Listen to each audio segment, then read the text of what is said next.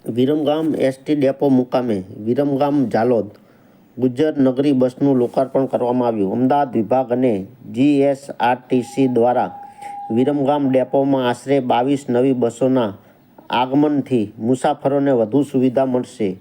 યુવા ધારાસભ્ય હાર્દિકભાઈ પટેલના લોકહિતના સતત પ્રયત્નોથી સરકારશ્રી દ્વારા આ મહત્વપૂર્ણ સુવિધા ઉપલબ્ધ બની છે. આગામી દિવસોમાં નવા બસ રૂટો શરૂ કરીને વિસ્તારના લોકો માટે મુસાફરી વધુ સુગમ બને તે માટે સતત પ્રયાસો કરવામાં આવી રહ્યા છે. સરકારશ્રી સમગ્ર ગુજરાતના નાગરિકોને ઉત્તમ અને સુરક્ષિત જાહેર પરિવહન આપવા પ્રતિબદ્ધ છે. આપણે સૌએ પણ સરકારી બસ સેવાઓનો વધુ ઉપયોગ કરીને આ સુવિધાનો લાભ લેવો જોઈએ. આ પ્રસંગે ધારાસભ્યશ્રીના પ્રતિનિધિ યશભાઈ પટેલ અને શ્રી નટુભાઈ ભટ્ટ, વિરમગામ ડેપોના અધિકારીઓ, સલાહકાર સમિતિના સભ્યો તથા બસ વિભાગનો સ્ટાફ ઉપસ્થિત રહ્યો હતો.